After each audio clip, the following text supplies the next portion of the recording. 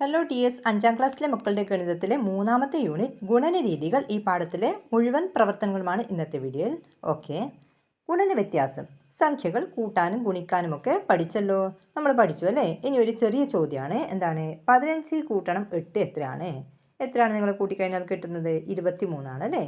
ഇനി 18 കൂട്ടണം 5 അതും കൂട്ടിക്കഴിഞ്ഞാൽ 23 കിട്ടുക. അതായത് ഈ രണ്ട് സംഖ്യകൾ കൂട്ടുമ്പോൾ ഒരേ ഉത്തരമാണ് കിട്ടുന്നത്. 15നോട് 8 കൂട്ടിക്കഴിഞ്ഞാലും 18നോട് 5 കൂട്ടിക്കഴിഞ്ഞാലും 23 കിട്ടുന്നത്. ഇനി ഇതേ രണ്ട് സംഖ്യകൾ, അതായത് 15ഉം 8ഉം 18ഉം 5ഉം, ഇത് രണ്ടും തമ്മിൽ ഗുണിച്ചാലോ ഉത്തരം സെയിം ആയിരിക്കുമോ? അതായത് കൂട്ടുന്ന സമയത്ത് സെയിം ഉത്തരം കിട്ടി, 23 കിട്ടി അല്ലേ. ഗുണിക്കുന്ന സമയത്ത് ഉത്തരം സെയിം ആയിരിക്കുമോ? ഒരുപോലെ ആയിരിക്കുമോ? നമ്മൾക്ക് നോക്കാം അല്ലേ. 15 ഗുണിക്കണം 8 നിങ്ങൾ ഗുണിച്ചു കഴിഞ്ഞാൽ എത്രയാണ് കിട്ടുന്നത്? 120 കിട്ടുക അല്ലേ. 120. ഇനി 18 ഗുണിക്കണം 5 ആണെങ്കിലോ? 18 ഗുണിക്കണം 5 90 കിട്ടുന്നത് അല്ലേ. അപ്പോൾ രണ്ടും വ്യത്യസ്തമാണ് കിട്ടുന്നത് അല്ലേ. കൂട്ടുന്ന സമയത്ത് 23 സെയിം ഉത്തരം കിട്ടി, പക്ഷേ ഇത് രണ്ടും തമ്മിൽ ഗുണിക്കുന്ന സമയത്ത് വ്യത്യസ്തമായ ഉത്തരമാണ് കിട്ടിയത്.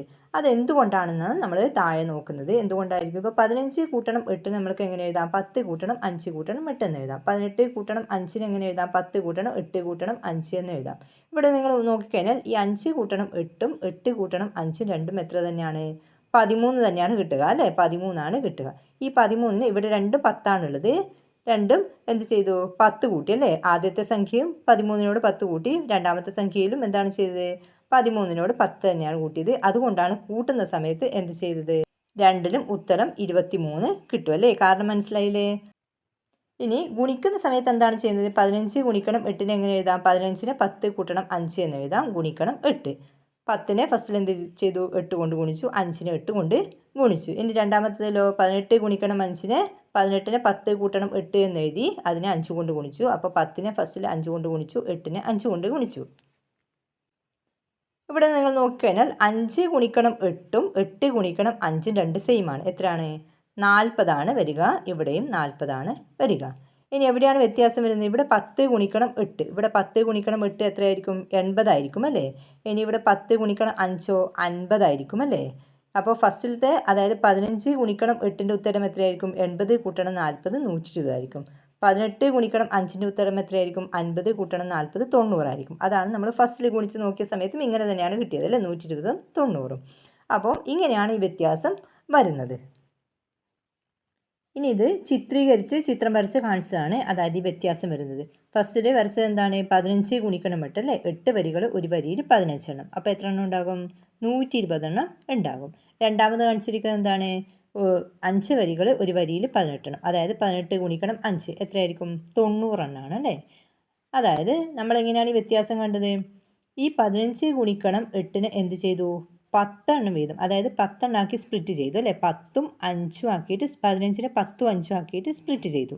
അപ്പോൾ ഫസ്റ്റിൽ എന്ത് ചെയ്തു? 10 ഗുണിക്കണം 8, 10 ഗുണിക്കണം 8 കൂട്ടണം 5 ഗുണിക്കണം 8 അല്ലേ. അതായത് 10 ഗുണിക്കണം 8 ഇവിടെ 80 ഉണ്ടാകും, 5 ഗുണിക്കണം 8 40 ഉണ്ടാകും. അതാണ് ഇവിടെ ചിത്രീകരിച്ച് കാണിച്ചിരിക്കുന്നത്. ഇനി രണ്ടാമത്തെ ചിത്രത്തിൽ, അതായത് 18 ഗുണിക്കണം 5ൻ്റെ 18ന് എന്ത് ചെയ്തു? 10ഉം 8ഉം ആക്കിയിട്ട് സ്പ്ലിറ്റ് ചെയ്തു. അതായത് ഫസ്റ്റിൽ 10 ഗുണിക്കണം 5, 10 ഗുണിക്കണം 5 കൂട്ടണം എന്താണ്? 8 ഗുണിക്കണം 5. ആദ്യത്തിൽ എങ്ങനെയാണ്? 10 ഗുണിക്കണം 8 കൂട്ടണം 5 ഗുണിക്കണം 8 അല്ലേ. ഇങ്ങനെയാണ് ആദ്യത്തെ ചിത്രം. ഇതാണ് രണ്ടാമത്തെ ചിത്രം. അപ്പോൾ ഇതിൽ ഈ രണ്ടാമത്തെ കോളത്തിൽ എത്രയാണുള്ളത്? 40 ഇതിലും 40 ആയിരിക്കും. കാരണം എന്താണ്? 5 ഗുണിക്കണം 8 40, 8 ഗുണിക്കണം 5 40. അപ്പോൾ സെക്കൻഡ് കോളത്തിലുള്ളത് രണ്ടും 40 എണ്ണമാണ് വരുന്നത്. രണ്ടും സെയിം ആണ് വരുന്നത്.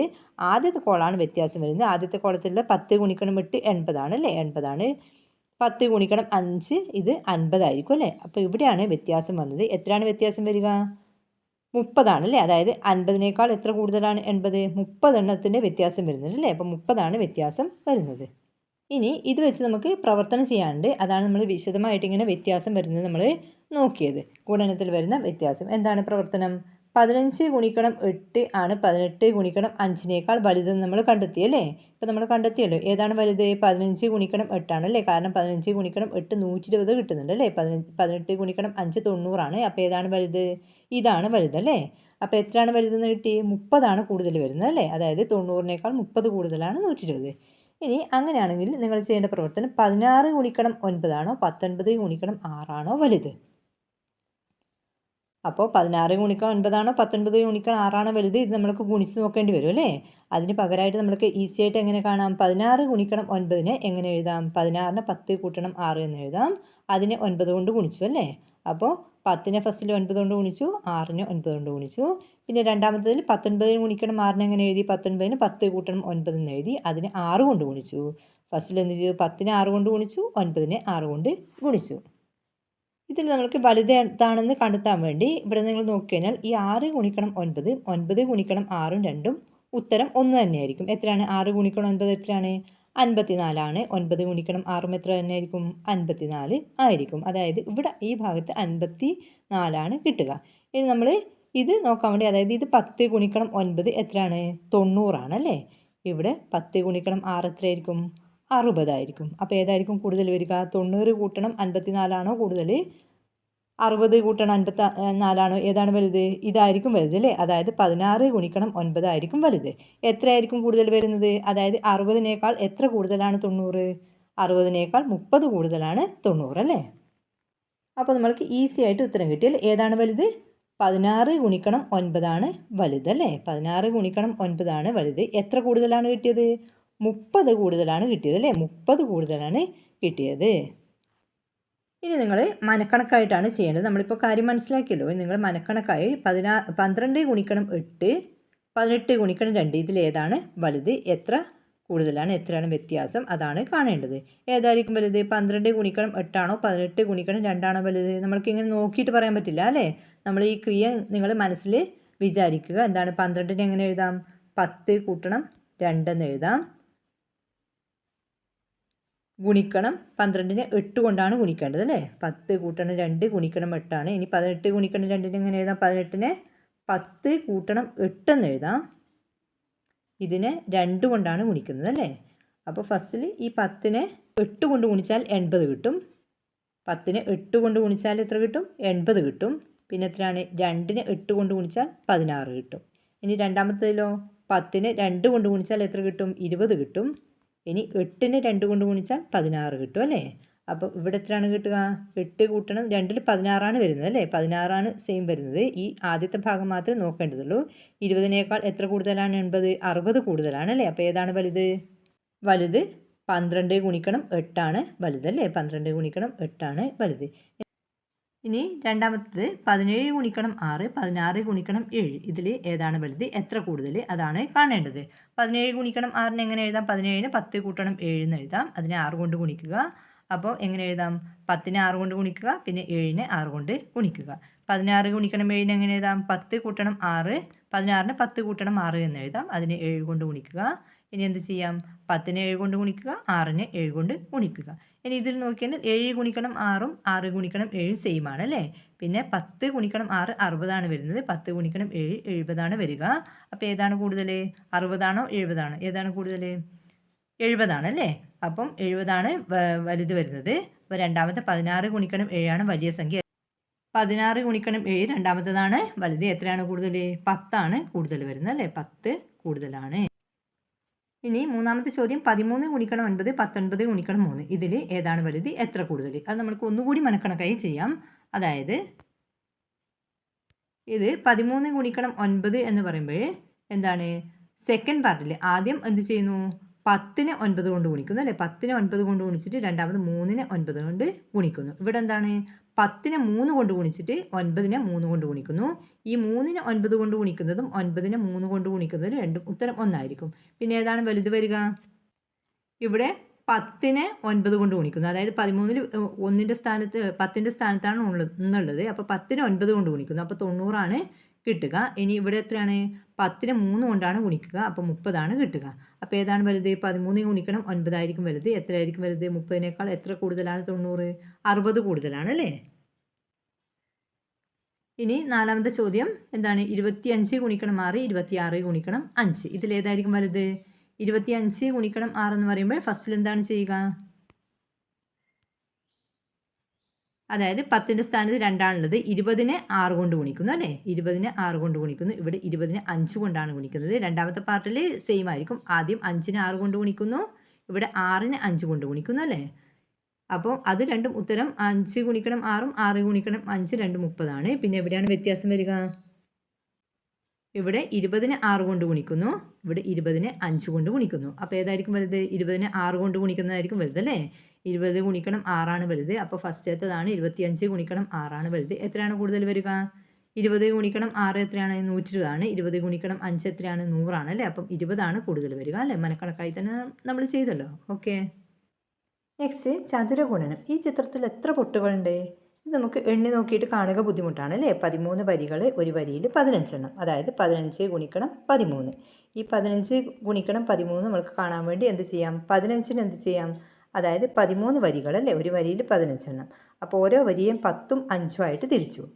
ഇനി എന്ത് ചെയ്തു? ഇത് നമ്മൾക്ക് എങ്ങനെ കാണാം? 13 ഗുണിക്കണം 10 എത്രയാണെന്ന് കാണുക, 13 ഗുണിക്കണം 5 എത്രയാണെന്ന് കാണുക, രണ്ട് തമ്മിൽ കൂട്ടാം. ഇനി ഇതിലും സിമ്പിളായിട്ട് ഇതിനെ നമ്മൾക്ക് സിമ്പിളാക്കാം. എങ്ങനെയാണ്? ഈ 13നെ എന്ത് ചെയ്യാം? 10 3ആയിട്ട് തിരിക്കാം.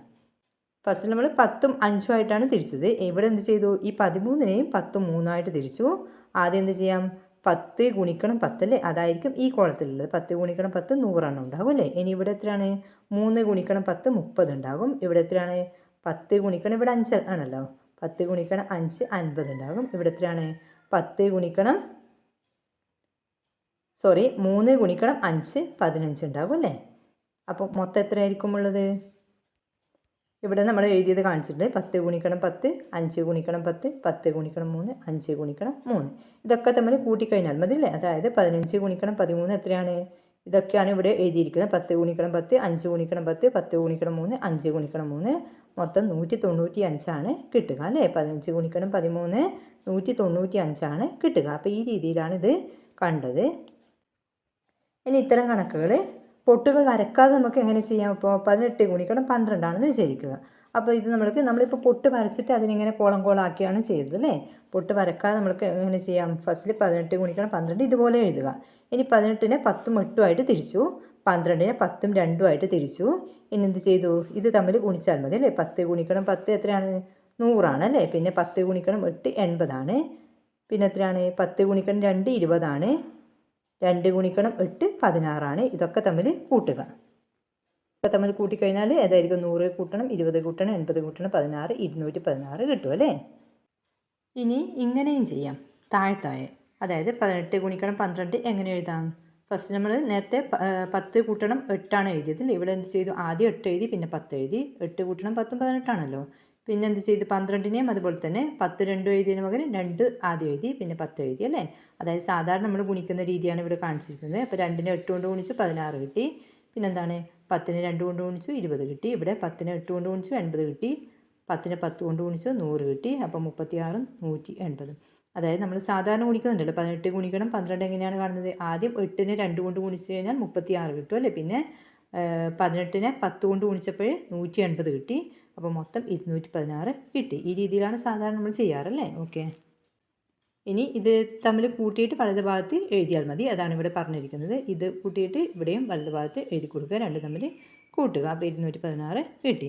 ഇനി നമുക്ക് ഇതുപോലെ ചുവടെയുള്ള കണക്കുകൾ ചെയ്യാനാണ്.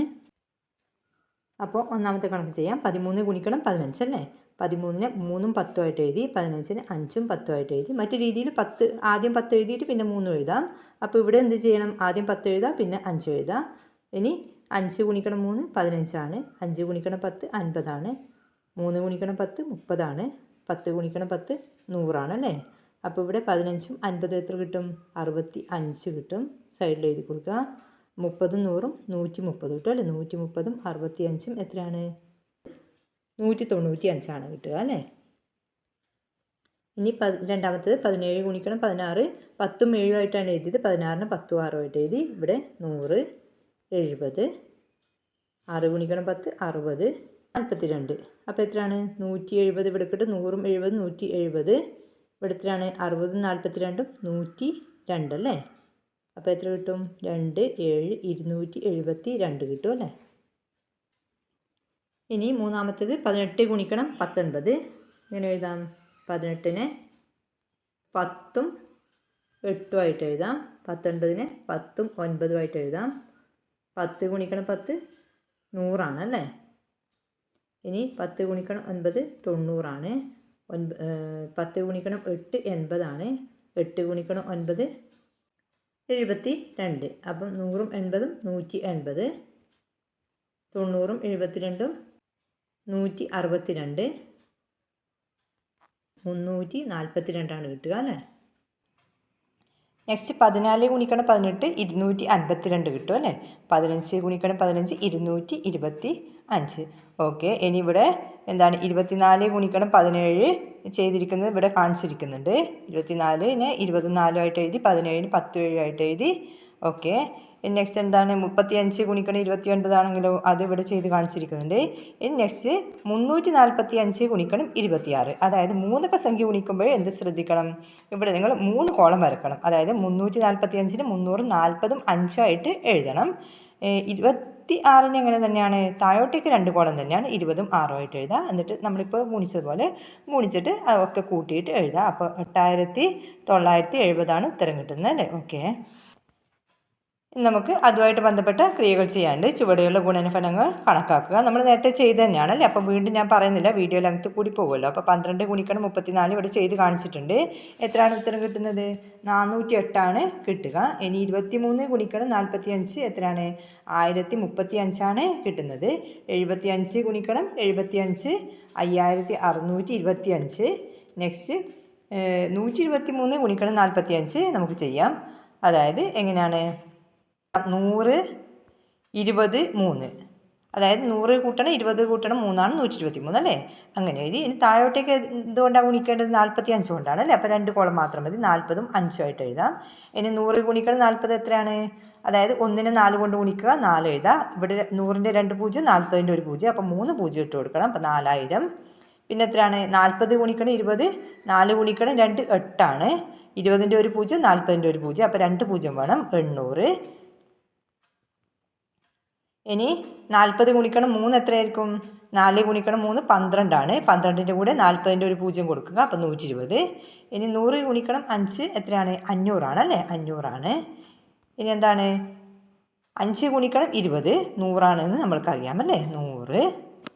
പിന്നെ എത്രയാണ്, 5 ഗുണിക്കണം 3 15. ഇനി ഇതൊക്കെ നമ്മൾ കൂട്ടുക, 4000 കൂട്ടണം 800 കൂട്ടണം 120 എത്രയാണ്, 1920. പിന്നെ 500ഉം 100ഉം 15ഉം 615 അല്ലേ, 615.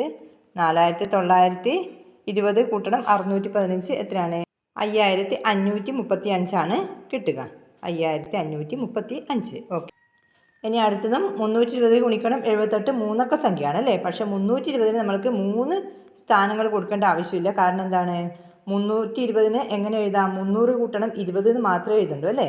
അപ്പം 300 കൂട്ടണം 20 320 അല്ലേ. അതായത് മൂന്നാമത്തെ ഒറ്റയുടെ സ്ഥാനത്ത് സംഖ്യയില്ല, കാരണം പൂജ്യമാണല്ലോ. അപ്പോൾ നമ്മൾ അതിന് മൊത്തത്തിൽ 20 എന്ന് എഴുതി അല്ലേ. അപ്പോൾ 2 കോളം മാത്രം മതി.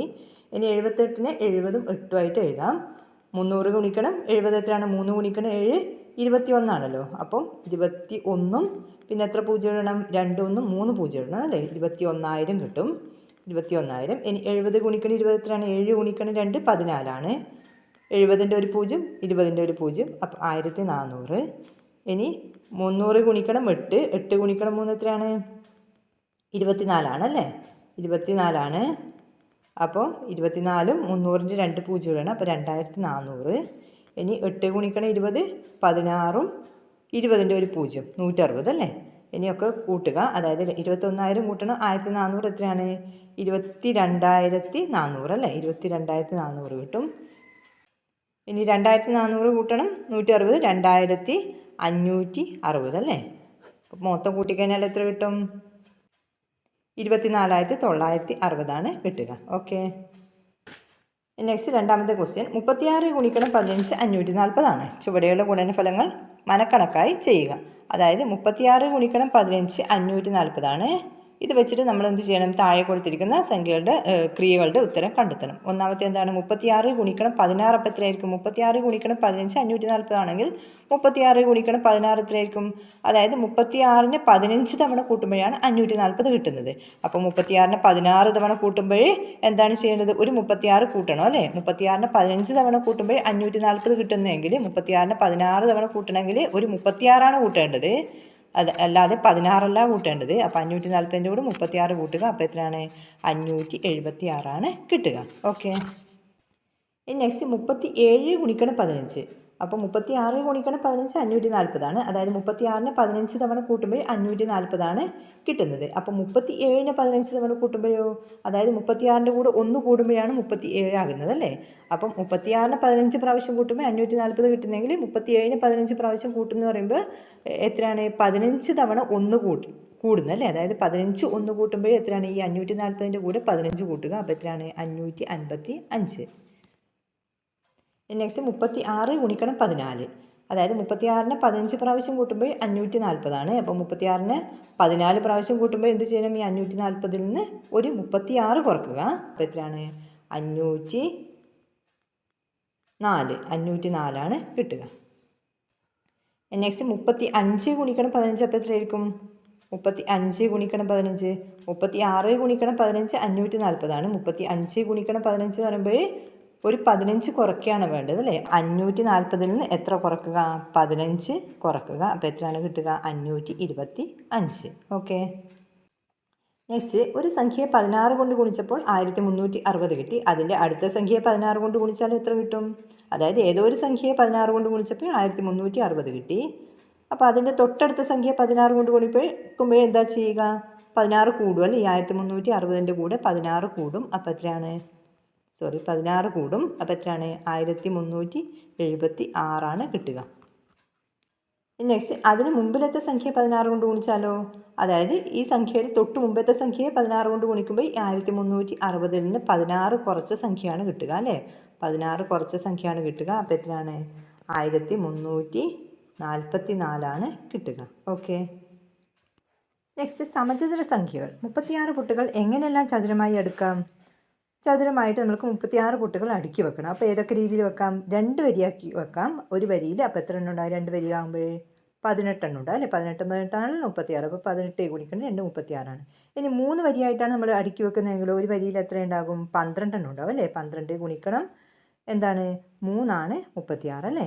ഇനി നമ്മൾ 4 വരിയാക്കി വെക്കുമ്പോഴോ എത്ര എണ്ണം ഉണ്ടാവും ഒരു വരിയിൽ? 9 ഗുണിക്കണം 4 അതായത് 9 എണ്ണം ഉണ്ടാവും അല്ലേ 4 വരിയാക്കുമ്പോൾ. ഇനി 6 വരിയാക്കി വെക്കുന്ന സമയത്തോ ഒരു വരിയിൽ എത്ര എണ്ണം ഉണ്ടാകും? 6 എണ്ണം ഉണ്ടാവും അല്ലേ. അപ്പോൾ 6 ഗുണിക്കണം 6 36 അല്ലേ. അപ്പം ഇതാണ് നമ്മൾ പഠിക്കുന്ന സമചതുര സംഖ്യകൾ. ഇപ്പോൾ ഈ 36 എണ്ണം പൊട്ടുകൾ നമ്മൾ എന്ത് ചെയ്തു? സമചതുരാകൃതിയിൽ ക്രമീകരിച്ച് വെച്ചു അല്ലേ. കാരണം എന്താണ് സമചതുരാകൃതി എന്ന് പറഞ്ഞാൽ? എന്താണ്? വരിയും 6 നിരയും 6. അതായത് ഒരു വരിയിലുള്ള എണ്ണവും 6, വരികളുടെ എണ്ണവും 6. 6 ഗുണിക്കണം 6 36. ഇനി ഇങ്ങനെ എല്ലാ സംഖ്യകളെയും നമ്മൾക്ക് ഇതുപോലെ അടുക്കി വെക്കാൻ പറ്റുമോ? ഇപ്പോൾ 20 പൊട്ടുകളാണെന്ന് വിചാരിക്കുക. 20 പൊട്ടുകൾ നമുക്ക് ഇതേ രീതിയിൽ അടുക്കി വെക്കാൻ പറ്റുമോ? ഇല്ല അല്ലേ. പക്ഷേ 25 വെക്കാൻ സാധിക്കും അല്ലേ. 25 വെക്കാൻ സാധിക്കും. കാരണം 5 വരികളും 5 നിരകളാക്കി വെക്കാം. 5 ഗുണിക്കണം 5 25 അല്ലേ. അപ്പോൾ ഇങ്ങനെ വരുന്ന സംഖ്യകൾ നമ്മൾ എന്താ വിളിക്കുക? സമചതുര സംഖ്യകൾ എന്നാണ് വിളിക്കുക. അപ്പോൾ സമചതുര സംഖ്യകൾ ഏതിൽ നിന്നാണ് സ്റ്റാർട്ട് ചെയ്യുന്നത്? 4 അതായത് 1 സമചതുര സംഖ്യയാണ്. 1 ഗുണിക്കണം 1 1 പിന്നെ അത് കഴിഞ്ഞാൽ രണ്ടാമത്തെ സമചതുര സംഖ്യ 4. 2 ഗുണിക്കണം 2 4 പിന്നെ മൂന്നാമത്തെ സമചതുര സംഖ്യ 9. 3 ഗുണിക്കണം 3 9. നാലാമത്തേത് 16. അഞ്ചാമത്തെ 25. ആറാമത്തെ 36. ഇനി ഏഴാമത്തെ സമചതുര സംഖ്യ ഏതാണ്? 49. എട്ടാമത്തെ 64. ഒൻപതാമത്തേത് 81. പത്താമത്തേത് 100. ഓക്കെ. അപ്പോൾ നമ്മൾ സമചതുര സംഖ്യകൾ എന്താണെന്ന്, സ്ക്വയർ നമ്പേഴ്സ് എന്താണെന്ന് മനസ്സിലാക്കി. എന്താണ്? ഒരു സംഖ്യ അതേ സംഖ്യ കൊണ്ട് അതുകൊണ്ട് തന്നെ ഗുണിച്ച് കിട്ടുന്നവയാണ് സമചതുര സംഖ്യകൾ. ഒരു സംഖ്യ അതുകൊണ്ട് തന്നെ ഗുണിച്ച് കിട്ടുന്നവയാണ് സമചതുര സംഖ്യകൾ. ഇനി ഒന്നിനെയും സമചതുര സംഖ്യയുടെ കൂട്ടത്തിൽ പെടുത്താം. നമ്മൾ പറഞ്ഞല്ലോ ഇപ്പോൾ 1 ഗുണിക്കണം 1 1. അതുകൊണ്ട് 1 സമചതുര സംഖ്യയാണ്. ഇനി നിങ്ങൾ ഈ ചിത്രം നോക്കുക. അതായത് ഇവിടെ 1 എഴുതിയില്ല. അതായത് രണ്ടാമത്തെ സമചതുര സംഖ്യയാണ് 4 എഴുതിയിരിക്കുന്നത്. ഈ 4 കിട്ടാൻ വേണ്ടി എന്താണ് ചെയ്തിരിക്കുന്നത്? ആദ്യത്തെ 2 ഒറ്റസംഖ്യകൾ കൂട്ടിയാൽ അതായത് 1 3 കൂട്ടുമ്പോഴേ രണ്ടാമത്തെ സമചതുര സംഖ്യ കിട്ടുന്നുണ്ട്. ഇനി നിങ്ങൾ നോക്കുക. അതായത് ഒന്നാമത്തെ സമചതുര സംഖ്യ 1. അത് ഒരു പൊട്ട് മാത്രമേ ഉണ്ടാവൂ അല്ലേ. രണ്ടാമത്തെ സമചതുര സംഖ്യ 4. അത് കിട്ടാൻ വേണ്ടി എന്ത് ചെയ്തു? ആദ്യത്തെ 2 ഒറ്റസംഖ്യകൾ തമ്മിൽ കൂട്ടി അല്ലേ. ഇനി മൂന്നാമത്തെ സമചതുര സംഖ്യ 9. അത് കിട്ടാൻ എന്ത് ചെയ്തു? ആദ്യത്തെ 3 ഒറ്റസംഖ്യകൾ തമ്മിൽ കൂട്ടി. 1 കൂട്ടണം 3 കൂട്ടണം 5. ഇനി നാലാമത്തെ സംഖ്യ 16 അത് കിട്ടാൻ എന്ത് ചെയ്തു? ആദ്യത്തെ 4 സംഖ്യകൾ കൂട്ടി. അഞ്ചാമത്തെ സംഖ്യ 25 അത് കൂട്ടാൻ ആദ്യത്തെ 5 ഒറ്റ സംഖ്യകൾ കൂട്ടി. അപ്പോൾ ആറാമത്തെ സംഖ്യ ഏതാണ്? 36 അത് കിട്ടാൻ എന്ത് ചെയ്താൽ മതി? ആദ്യത്തെ 6 ഒറ്റ സംഖ്യകൾ നമ്മൾ കൂട്ടുക. അതായത് ഇവിടെ എത്ര വരും? 9 കൂട്ടണം 11 എഴുതിയാൽ എത്ര കിട്ടും? 36 കിട്ടും. അപ്പോൾ അതാണ് ഇവിടെ ചോദിച്ചിരിക്കുന്നത്. അടുത്ത സമചതുര സംഖ്യ കിട്ടാൻ 25നോട് ഏത് സംഖ്യ കൂട്ടണം? 25നോട് 11 കൂട്ടിയാൽ മതി അല്ലേ? കാരണം അടുത്ത സമചതുര സംഖ്യ 25 കഴിഞ്ഞാൽ അടുത്ത ഏതാണ്? 36 അപ്പോൾ 36 കിട്ടാൻ എന്ത് ചെയ്യണം? 25നോട് എത്രാമത്തെ ഒറ്റ സംഖ്യ കൂട്ടണം? എത്ര ഒറ്റ സംഖ്യകൾ കൂട്ടണം? 36 ആറാമത്തെ സമചതുര സംഖ്യയാണ്. അപ്പം ആദ്യത്തെ 6 ഒറ്റ സംഖ്യകൾ കൂട്ടണം. അതായത് ആദ്യത്തെ 5 ഒറ്റ സംഖ്യകൾ നമ്മൾ കൂട്ടി, ഇവിടെ 9 വരെ കൂട്ടി. അപ്പോൾ അടുത്ത ആറാമത്തെ ഒറ്റ സംഖ്യ 11 ആ 11 നമ്മൾ എന്ത് ചെയ്യണം? ഏതിനോട് കൂട്ടണം? 25നോട് കൂട്ടണം. അപ്പോൾ അടുത്ത സമചതുര സംഖ്യ കിട്ടാൻ 25നോട് ഏത് സംഖ്യ കൂട്ടണം? 11 കൂട്ടണം അല്ലേ? ഇനി 1 മുതലുള്ള ഒറ്റ സംഖ്യകൾ എത്ര എണ്ണം കൂട്ടിയാലാണ് 36 എന്ന സമചതുര സംഖ്യ കിട്ടുന്നത്? 1 മുതലുള്ള ഒറ്റ സംഖ്യകൾ എത്ര എണ്ണം കൂട്ടിയാലാണ് 36 കിട്ടുക? അതായത് 36 ആറാമത്തെ സമചതുര സംഖ്യയാണ് അല്ലേ? അപ്പം 1 മുതലുള്ള എത്ര എണ്ണം കൂട്ടണം? ഒറ്റ സംഖ്യകൾ 6 എണ്ണം കൂട്ടണം അല്ലേ? നമ്മൾ മുകളിൽ പറഞ്ഞല്ലോ 6 ഒറ്റ സംഖ്യകൾ കൂട്ടണം അല്ലേ? ഇനി 1, 4, 9 എന്നിങ്ങനെ തുടരുന്ന സമചതുര സംഖ്യകൾ എത്രാമത്തേതാണ്? 36. എത്രാമത്തെ സമചതുര സംഖ്യയാണ് 36? അത് നമ്മൾ പറഞ്ഞു അല്ലേ? ആറാമത്തെ സമചതുര സംഖ്യയാണ് 36 അല്ലേ? അതായത് ഒന്നാമത്തെ സമചതുര സംഖ്യ 1 ആണ്, രണ്ടാമത്തെ 4 ആണ്, മൂന്നാമത്തെ 9 ആണ്, നാലാമത്തേത് 16 ആണ്, അഞ്ചാമത്തേത് 25 ആണ്, ആറാമത്തെയാണ് 36, ഏഴാമത്തേത് 49 ആണ്, എട്ടാമത്തേത് 64 ആണ്, ഒൻപതാമത്തേത് 81 ആണ്. അതായത് ഗുണിക്കുന്ന സംഖ്യ നോക്കിയാൽ മതി. 9 ഗുണിക്കണം 9 ആണല്ലോ 81. ഇനി 36 ഏതിനോട് 6 ഗുണിക്കണം 6 ആണ് 36. അപ്പോൾ ആറാമത്തെ സംഖ്യയാണ് 36. ഇനി ഇവിടെ നിങ്ങൾ ഇതുകൂടെ നോക്കുക. ഒറ്റ സംഖ്യകൾ, അതായത് ആദ്യത്തെ ഒറ്റ സംഖ്യകൾ കൂട്ടുന്നതാണ് ഇവിടെ കാണിച്ചിരിക്കുന്നത്. 1 കൂട്ടണം 3 കൂട്ടണം 5 കൂട്ടണം 7. അതായത് ആദ്യത്തെ ഒരു ഒറ്റ സംഖ്യ കൂട്ടുമ്പോൾ എന്ത് കിട്ടി? 1 കിട്ടി. ആദ്യത്തെ ഒന്നാമത്തെ സമചതുര സംഖ്യ കിട്ടി. ഇനി 2 ഒറ്റ സംഖ്യകൾ കൂട്ടുമ്പോൾ 4 കിട്ടി അല്ലേ? രണ്ടാമത്തെ സമചതുര സംഖ്യയായ 4 കിട്ടി. ഇനി 3 ഒറ്റ സംഖ്യകൾ, അതായത് 1 കൂട്ടണം 3 കൂട്ടണം 5 കൂട്ടുമ്പോൾ എത്ര കിട്ടി? 9 കിട്ടി. മൂന്നാമത്തെ സമചതുര സംഖ്യ കിട്ടി. ഇനി 1 കൂട്ടണം 3 കൂട്ടണം 5 കൂട്ടണം 7 ഇത് കൂട്ടുമ്പോൾ എത്ര കിട്ടും? 16 കിട്ടും അല്ലേ? അതായത് ആദ്യത്തെ 4 ഒറ്റ സംഖ്യകൾ കിട്ടുമ്പോൾ നാലാമത്തെ സമചതുര സംഖ്യയായ 16 കിട്ടും. അപ്പോൾ ഇവിടെ ഇനി 9 കൂട്ടുമ്പോൾ എത്ര കിട്ടും? ഇവിടെ 25 കിട്ടും. ഇനി 11 കൂട്ടുമ്പോൾ എത്ര കിട്ടും? 36 കിട്ടും. ഇനി എത്രയാണ്? 13 കൂട്ടുമ്പോൾ എത്ര കിട്ടും? ഇനി 13 കൂട്ടുമ്പോൾ 49 കിട്ടും. പിന്നെ എത്രയാണ്? 15 കൂട്ടുമ്പോൾ 64 കിട്ടും. 17 കൂട്ടുമ്പോൾ 81 കിട്ടും. 19 കൂട്ടുമ്പോൾ 100 കിട്ടും അല്ലേ? ഓക്കെ. ഇനി ഈ കണക്കുകൾ ചെയ്ത് നോക്കാനാണ്. എന്താണ്? 11 ഗുണിക്കണം 11 111 ഗുണിക്കണം 111 കണക്കാക്കാനാണ്. നമുക്ക് നോക്കാം. 11 ഗുണിക്കണം 11 എത്രയാണ്? 121 ആണ്. ഇനി 111 ഗുണിക്കണം 111 കാണാം. 12321 ആണ്. അപ്പോൾ ഇതിൽ നിങ്ങൾ നോക്കിക്കഴിഞ്ഞാൽ 11 എന്ന് പറയുന്നത് 2 1 2 1 വരുമ്പോൾ ഇതിൻ്റെ 2 1 ഇതിൻ്റെ ഉത്തരം നോക്കിക്കഴിഞ്ഞാൽ എന്താണ്? 2 നടുക്കെഴുതി അപ്പുറം ഇപ്പുറം 1 എഴുതി. ഇനി 111 എന്ന് പറയുന്നത് 3 1 അല്ലേ? അപ്പം 3 നടുക്കെഴുതി, ഉത്തരത്തിൽ 3 നടുക്കെഴുതി. പിന്നെ എന്താണ്? 2 1 ഇടത് ഭാഗത്ത് എഴുതി, 2 1 വലത് ഭാഗത്തും എഴുതി. അപ്പോൾ ഇത് വെച്ചിട്ട് 1111 ഗുണിക്കണം 1111 ഈ ട്രിക്ക് വെച്ചിട്ട് നിങ്ങൾ ചെയ്യുകയാണ് ചെയ്യേണ്ടത്. അതായത് ഗുണിച്ചിട്ടല്ല കാണേണ്ടത്. അപ്പം 1111 എന്ന് പറയുമ്പോൾ 4 1 ഉള്ളത് അല്ലേ? അപ്പോൾ എങ്ങനെയാണ് വരിക? 11ൽ 2 1 ഉള്ളത്. അപ്പോൾ നമ്മൾക്ക് ഉത്തരം എങ്ങനെ കിട്ടിയത്? 2 നടുക്കെഴുതി അപ്പുറം ഇപ്പുറം 1 എഴുതി. 111 3 1 ഉള്ളത്. അപ്പം 3 നടുക്കെഴുതി എന്ത് ചെയ്തു? 2 1 2 1. അപ്പം 1111 4 1 ഉള്ളത്. 4 നടുക്കെഴുതുക 3 2 1 എത്രയാണ്? 12,34,321 ഉത്തരം കിട്ടുക. നിങ്ങൾ ഗുണിച്ച് നോക്കിക്കഴിഞ്ഞാൽ ഇതേ ഉത്തരമായിരിക്കും. പക്ഷേ നമ്മൾക്ക് ഗുണിക്കേണ്ട കാര്യമില്ല. ഈ ട്രിക്ക് നമ്മൾക്ക് കിട്ടി അല്ലേ? ഇനി 5 1, അതായത് 11,111 ഗുണിക്കണം 11,111 എത്രയായിരിക്കും? 5 1 ഉള്ളത്. അപ്പോൾ 5 എഴുതുക. 4 3 2 1 4 3 2 1 ഇപ്പുറത്തേക്ക് കൊടുക്കുക. എത്ര സംഖ്യകൾ വേണമെങ്കിലും നമുക്ക് ഈ രീതിയിൽ ചെയ്യാം. ഓക്കെ. ഇനി ചുവടെയുള്ള കണക്കൂട്ടൽ നോക്കാനാണ്.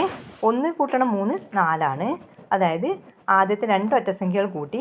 അപ്പം ആദ്യത്തെ 2 ഒറ്റ സംഖ്യകൾ കൂട്ടുമ്പോൾ രണ്ടാമത്തെ സമചതുര സംഖ്യയായ 4 കിട്ടി. ഇനി ഈ 4നോട്, അതായത് ഒന്നാമത്തെ സമചതുര സംഖ്യ 1 അത് നമ്മൾ കൂട്ടേണ്ട കാര്യമില്ല അല്ലേ?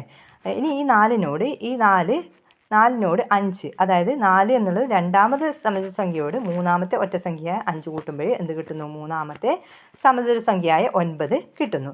ഇനി 9നോട് എന്താണ് നാലാമത്തെ ഒറ്റ സംഖ്യ കൂട്ടുമ്പോൾ എന്ത് കിട്ടും? നാലാമത്തെ സമചതുര സംഖ്യയായ 16 കിട്ടും. ഇനി ഈ 16നോട് എത്ര കൂട്ടണം? 16നോട് 9 കൂട്ടുക. അപ്പോൾ എത്ര കിട്ടും? 25 കിട്ടും അല്ലേ? അഞ്ചാമത്തെ സമചതുര സംഖ്യ കിട്ടും. ഇനി 25 കൂട്ടണം എത്രയാണ്? 11 36ആണ്. 36 കൂട്ടണം 13 49ആണ്. 49 കൂട്ടണം 15 എത്രയാണ്? 64ആണ്. 64 കൂട്ടണം 17 81ആണ്. 87 കൂട്ടണം 81ആണ്. 81 കൂട്ടണം 19 100ആണ്. ഓക്കെ. നെക്സ്റ്റ് 1, 3, 5 എന്നിങ്ങനെയുള്ള ഒറ്റ സംഖ്യകൾ എത്ര എണ്ണം കൂട്ടിയാലാണ് 400 കിട്ടുക? നമ്മൾക്ക് പഠിച്ച കാര്യങ്ങൾ വെച്ച് തന്നെ ചെയ്യാം. അതായത് 400 എന്താണ്? ഒരു സമചതുര സംഖ്യയാണ്. കാരണം എന്താണ്? ഒരു സംഖ്യയെ അതേ സംഖ്യ കൊണ്ട് ഗുണിക്കുമ്പോൾ കിട്ടുന്ന സംഖ്യയാണ് 400. 20നെ 20 കൊണ്ട് ഗുണിക്കുമ്പോഴാണ് 400 കിട്ടുന്നത്. അതുകൊണ്ട് 400 എന്താണ്? ഒരു സമചതുര സംഖ്യയാണ്. അപ്പോൾ നമ്മൾക്ക് ഈ സമചതുര സംഖ്യയുടെ കുറേ കാര്യങ്ങൾ നമ്മൾ പഠിച്ചു അല്ലേ? അത് വെച്ച് തന്നെ നമ്മൾക്ക് ചെയ്യാം. അതായത് നമ്മളിപ്പോൾ സിമ്പിളായിട്ട് നോക്കിയാൽ ഏറ്റവും ചെറിയ ഒന്നാമത്തെ സമചതുര സംഖ്യ 1ആണ്. ഇനി രണ്ടാമത്തെ സമചതുര സംഖ്യ ഏതാണ്? 4ആണ്. അപ്പോൾ രണ്ടാമത്തെ എന്ന് പറയുമ്പോൾ 2 ഗുണിക്കണം 2ആണ് 4 കിട്ടുന്നത്. മൂന്നാമത്തെ സമചതുര സംഖ്യ ഏതാണ്? 9ആണ് അല്ലേ? അപ്പം 3 ഗുണിക്കണം 3ആണ് 9. ഇനി നാലാമത്തെ സമചതുര സംഖ്യ എന്താണ്? 16ആണ്. 4 ഗുണിക്കണം 4 16ആണ്. അപ്പം 20 ഗുണിക്കണം 20 400ആണ്. 400 എത്രാമത്തെ സമചതുര സംഖ്യ ആയിരിക്കും? 20ാമത്തെ സമചതുര സംഖ്യ ആയിരിക്കും. അപ്പോൾ എത്രാമത്തെ എന്നല്ല നമ്മൾക്ക് കാണേണ്ടത്, എത്ര ഒറ്റ സംഖ്യകളാണ് കൂട്ടേണ്ടത്. അപ്പം നമ്മൾക്ക് 20ാമത്തെ സമചതുര സംഖ്യ ആണെങ്കിൽ നമ്മൾക്ക് ആദ്യം സിമ്പിൾ ആയിട്ടുള്ള എക്സാമ്പിൾ വെച്ച് നോക്കാം. ഇപ്പോൾ രണ്ടാമത്തെ സമചതുര സംഖ്യയായ 4 കിട്ടാൻ വേണ്ടി എന്ത് ചെയ്തു? ആദ്യത്തെ 2 ഒറ്റ സംഖ്യകളാണ് കൂട്ടിയത്. ഇനി 3 ഒറ്റ സംഖ്യകൾ കൂട്ടുമ്പോൾ എന്ത് കിട്ടുന്നു? മൂന്നാമത്തെ സമചതുര സംഖ്യ കിട്ടുന്നു. ഇത് നമ്മൾ നേരത്തെ പഠിച്ചതാണ് അല്ലേ? അപ്പം 20 ഒറ്റ സംഖ്യകൾ കൂട്ടുമ്പോൾ എന്ത് കിട്ടും? 20ാമത്തെ സമചതുര സംഖ്യ കിട്ടും. അപ്പോൾ നമ്മൾക്ക് 400 എത്രാമത്തെ സമചതുര സംഖ്യയാണ്? 20ാമത്തെ സമചതുര സംഖ്യയാണ്. അപ്പോൾ എത്ര ഒറ്റ സംഖ്യകളാണ് കൂട്ടേണ്ടത്? 20 ഒറ്റ സംഖ്യകൾ തന്നെയാണ് കൂട്ടേണ്ടത്. അതായത് ഇവിടെ നമ്മൾ പഠിച്ചല്ലോ. ഓക്കെ. ഇനി ഇതിൽ അവസാനം കൂട്ടുന്ന ഒറ്റ സംഖ്യ ഏതാണ്? അതായത് 20ാമത്തെ ഒറ്റ സംഖ്യ ഏതാണ് നമ്മൾ കണ്ടെത്തണം. 20ാമത്തെ ഒറ്റ സംഖ്യ ഏതായിരിക്കും? അതായത് ഒറ്റ സംഖ്യ എന്ന് പറഞ്ഞാൽ ഇപ്പം ഒന്നാമത്തെ ഒറ്റ സംഖ്യ 1ആണ്. രണ്ടാമത്തെ ഒറ്റ സംഖ്യ ഏതാണ്? 3ആണ്. ഈ 3 എങ്ങനെയാണ് കിട്ടുന്നത്? അതായത് രണ്ടാമത്തെ എന്ന് പറയുമ്പോൾ ഈ 2നോട് 2 കൂട്ടി 4, 4ൽ നിന്ന് 1 കുറച്ചു, അതാണ് 3. അപ്പം 20ാമത്തെ ഒറ്റ സംഖ്യ എന്ന് പറയുമ്പോൾ എന്ത് ചെയ്യുക? 20നോട് 20 കൂട്ടുക. അപ്പോൾ 40. 40ൽ നിന്ന് എന്ത് ചെയ്യുക? 40 എന്നുള്ളത് ഇരട്ട സംഖ്യയാണ് അല്ലേ? അപ്പോൾ 40ൽ നിന്ന് 1 കുറക്കുക. 39ആണ് ഏത്? 20ാമത്തെ ഒറ്റ സംഖ്യ. ഇനി 50ാമത്തെ ഒറ്റ സംഖ്യ ഏതായിരിക്കും? 50 ഗുണിക്കണം 2, അതായത് 50ൻ്റെ നേരെ ഇരട്ടി കാണുക. അതിൽ നിന്ന് എന്ത് ചെയ്യുക? 1 കുറക്കുക.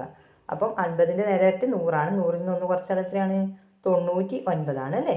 അതായത് എത്രാമത്തെ ഒറ്റ സംഖ്യ കാണാൻ വേണ്ടി, ഒറ്റ സംഖ്യ എന്ന് പറയുമ്പോൾ 1 ഇടവിട്ടിട്ടാണ് വരുന്നത് അല്ലേ? 1 ഇടവിട്ടിട്ടാണ് വരുന്നത്. അപ്പം എത്രാമത്തെ എന്ന് പറയുമ്പോൾ അതിൻ്റെ നേരെ ഇരട്ടി കാണുക.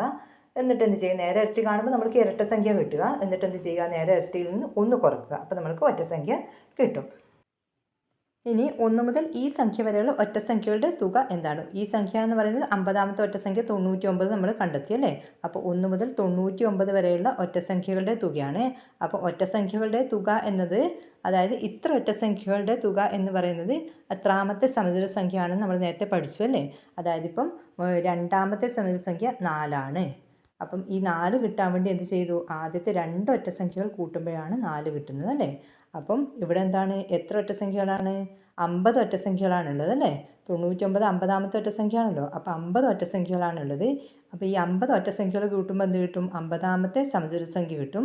അപ്പോൾ ഈ 50 ഒറ്റ സംഖ്യകളുടെ തുക എന്ന് പറയുന്നത് എന്താണ്? 50ാമത്തെ സമചതുര സംഖ്യയാണ്. 50ാമത്തെ സമചതുര സംഖ്യ എന്ന് പറയുമ്പോൾ എന്ത് ചെയ്യുക? ഈ 50നെ 50 കൊണ്ട് ഗുണിക്കുക. ഒരു സംഖ്യ അതേ സംഖ്യ കൊണ്ട് ഗുണിക്കുമ്പോഴാണല്ലോ സമചതുര സംഖ്യ കിട്ടുക. 50നെ 50 കൊണ്ട് ഗുണിക്കുക. അതായത് ഇപ്പം 2നെ 2 കൊണ്ട് ഗുണിക്കുമ്പോഴാണ് 4 കിട്ടുന്നത്. 4 എന്നത് രണ്ടാമത്തെ സമചതുര സംഖ്യയാണ്. 3നെ 3 കൊണ്ട് ഗുണിക്കുമ്പോഴാണ് 9 കിട്ടുന്നത്. 9 എന്നത് മൂന്നാമത്തെ സമചതുര സംഖ്യയാണ്. ഈ രീതിയിൽ നമുക്ക് ഇതും കിട്ടിയല്ലേ? അതായത് 50ാമത്തെ സമചതുര സംഖ്യ 2500 കിട്ടി. അത് തന്നെയാണ് തുകയും. ഓക്കെ. ഇനി അഞ്ചാമത്തെ ചോദ്യം. ഈ ചിത്രങ്ങൾ നോക്കൂ. എന്താണ്? 4 ഉള്ളത്. 4 എങ്ങനെ എഴുതി? 1 കൂട്ടണം 2 കൂട്ടണം 1. അതായത് ഈ ചിത്രങ്ങൾ ആദ്യം ഒരു പൊട്ടാണുള്ളത്, പിന്നെ 2 പൊട്ടാണുള്ളത്, പിന്നെ 1 പൊട്ടാണുള്ളത്. അപ്പോൾ ഈ രീതിയിലാണ് ക്രമീകരിച്ചിരിക്കുന്നത്. രണ്ടാമത്തെ എന്താണ്? 9 അല്ലേ? 9 എന്ന് പറയുമ്പോൾ എത്രാമത്തെ സമരസംഖ്യയാണ്? 3ാമത്തെ സമരസംഖ്യ അല്ലേ? അതെങ്ങനെയാണ് എഴുതിയിരിക്കുന്നത്? നടുക്ക് 3 എഴുതി, പിന്നെന്ത് 1 2 കൂട്ടി, വലത് ഭാഗത്ത് 2 1 കൂട്ടി അല്ലേ? ഇനി 16 4ാമത്തെ സമരസംഖ്യയാണ്. അപ്പം 4 നടുക്ക് എഴുതി, എന്ത് ചെയ്തു? ഇടത് ഭാഗത്തേക്ക് 1 2 3 കൂട്ടി, വലത് ഭാഗത്ത് 3 2 1 കൂട്ടി. അപ്പോൾ ഈ രീതിയിൽ 25നെ തുകയായിട്ട് എങ്ങനെയാണ് പിരിച്ചെഴുതേണ്ടത്? എങ്ങനെ എഴുതാം? 25 എത്രാമത്തെ സമരസംഖ്യയാണ്? 5ാമത്തെ സമരസംഖ്യയാണ് 25. അപ്പോൾ 5 നടുക്ക് എഴുതുക. എന്നിട്ട് എന്ത് ചെയ്യുക? ഇടത്തോട്ടേക്ക് 4 3 2 1 കൂട്ടുക, വലത്തോട്ടേക്കും എന്ത് ചെയ്യുക? 4 3 2 1 കൂട്ടുക. അപ്പം 36 എങ്ങനെ എഴുതാം? 36 6ാമത്തെ സമരസംഖ്യയാണ്. അപ്പം 6 നടുക്ക് എഴുതുക. എന്ത് ചെയ്യുക? 5 4 3 2 1 ഇടത് ഭാഗത്തേക്ക് കൂട്ടുക, 5 4 3 1 3 2 1 വലത് ഭാഗത്തും കൂട്ടുക. ഇനി 100നെ ഇങ്ങനെയുള്ള തുകയായി പിരിച്ചെഴുതാമോ? 100 എന്താണ്? ഒരു സമരസംഖ്യയാണ് അല്ലേ? സമരസംഖ്യ നമുക്ക് ഈ രീതിയിൽ പിരിച്ചെഴുതാൻ പറ്റും. അപ്പം 100ഉം സമചതുര സംഖ്യയാണ്. 10 ഗുണിക്കണം 10 ആണല്ലോ 100. അപ്പോൾ എന്ത് ചെയ്യണം? ഈ 10 നടുക്ക് എഴുതുക. എന്നിട്ട് എന്ത് ചെയ്യുക? 9 മുതൽ താഴോട്ടേക്ക് ഇടത്തോട്ട് എഴുതുക, 9 മുതൽ താഴോട്ടേക്ക് വലത് ഭാഗത്തും എഴുതുക. ഓക്കെ. ഇനി സമചതുര ഗുണനം. 4ഉം 9ഉം സമചതുര സംഖ്യകളാണല്ലോ. ഇവയുടെ ഗുണനഫലമോ? 4ഉം 9ഉം സമചതുര സംഖ്യകളാണല്ലേ? ഇനി 4ഉം 9ഉം ഗുണിച്ചാൽ എത്രയാണ്? 36 കിട്ടുന്നത്. 36ഉം എന്താണ്? സമചതുര സംഖ്യ തന്നെയാണല്ലേ? അപ്പോൾ മറ്റ് 2 സമചതുരസംഖ്യകൾ എടുത്തിട്ട് നമുക്ക് വീണ്ടും നോക്കാം. അതായത് 25ഉം 16ഉം എന്താണ്? സമചതുര സംഖ്യയാണല്ലേ? ഈ 25ഉം 16ഉം ഗുണിച്ചാൽ എത്രയാണ് കിട്ടുക? 25 ഗുണിക്കണം 16. അതായത് 25 ഗുണിക്കണം 16 നമ്മൾക്ക് നീട്ടി ഗുണിക്കുന്നതിന് പകരം എന്ത് ചെയ്യുക? 25ന് 5 ഗുണിക്കണം 5 എന്ന് എഴുതാം. 16ന് 4 ഗുണിക്കണം 4 എന്ന് എഴുതാം. അപ്പോൾ 25 ഗുണിക്കണം 16നെ എങ്ങനെ മാറ്റി എഴുതാം? 25ന് 5 ഗുണിക്കണം 5 × 4 ഗുണിക്കണം 4. ഇനി ഇതിനെ നമ്മൾക്ക് വീണ്ടും എളുപ്പത്തിൽ ചെയ്യാൻ വേണ്ടി എങ്ങനെ എഴുതാം? ഈ 2 5 ഉണ്ടല്ലോ, 2 5ലേക്ക് ഒരു 5 എടുക്കുക, ഒരു 5 ഒരു 4 എടുക്കുക, 5 ഗുണിക്കണം 4 ബ്രാക്കറ്റ് ഇടുക. 5 ഗുണിക്കണം 4 ആണല്ലോ. അപ്പോൾ 5 ഗുണിക്കണം 4 20 ആണ്. 20 ഗുണിക്കണം 20 400 ആണ്. 25 ഗുണിക്കണം 16 നമ്മൾ ഗുണിക്കാതെ തന്നെ ഉത്തരം കിട്ടി അല്ലേ? 400 കിട്ടുന്നത്. അപ്പോൾ അതും എന്താണ്? 400ഉം സമചതുര സംഖ്യയാണ്. അപ്പോൾ നമ്മൾ ഇതിൽ നിന്ന് എന്ത് മനസ്സിലാക്കി? ഏത് 2 സമചതുര സംഖ്യകൾ ഗുണിച്ചു കഴിഞ്ഞാലും എന്താണ് കിട്ടുക? സമചതുര സംഖ്യ ആയിരിക്കും കിട്ടുക. ഓക്കെ. ഇനി ഇതനുസരിച്ചുള്ള പ്രവർത്തനങ്ങളാണ്. എന്താണ്? ചുവടെയുടെ ഓരോ ഗുണനത്തെയും ഒരു സംഖ്യയെ അതുകൊണ്ട് തന്നെ ഗുണിക്കുന്ന രീതിയിൽ മാറ്റി എഴുതുക. അപ്പോൾ 9 ഗുണിക്കണം 16നെ എങ്ങനെ മാറ്റി എഴുതാം? 9 എന്നത് എന്താണ്? 3 ഗുണിക്കണം 3 ആണ് 9 അല്ലേ? 16 എന്താണ്? 4 ഗുണിക്കണം 4 ആണ് 16. അപ്പോൾ ഇങ്ങനെ മാറ്റി എഴുതി. ഇനി എന്ത് ചെയ്യുക? ഈ 3ന് എന്ത് ചെയ്യുക? ഈ 3ഉം 4ഉം ഒരുമിച്ച് എടുക്കുക.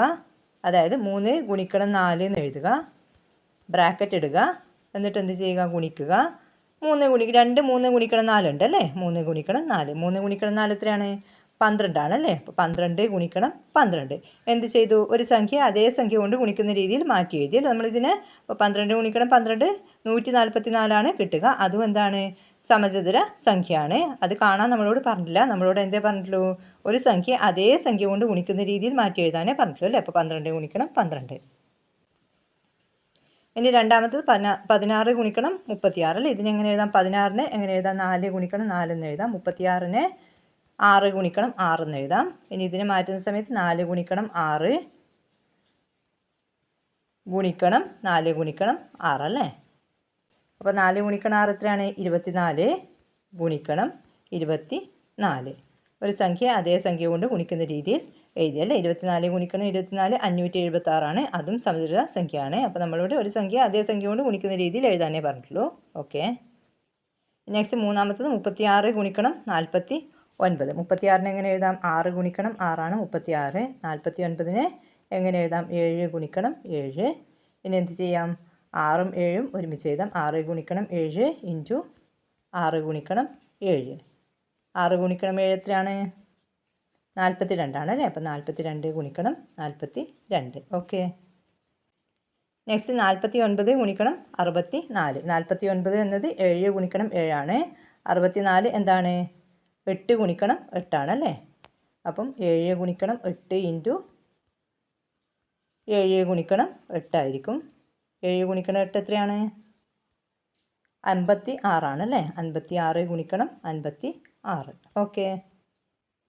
നെക്സ്റ്റ് 81 ഗുണിക്കണം 25. 81 എന്താണ്? 9 ഗുണിക്കണം 9 ആണ് 81. ഇനി 25 5 ഗുണിക്കണം 5 ആണ്. ഇനി എന്ത് ചെയ്യാം? അടുത്ത സ്റ്റെപ്പ് 9 ഗുണിക്കണം 5 ഇൻറ്റു 9 ഗുണിക്കണം 5 എന്ന് എഴുതാം അല്ലേ?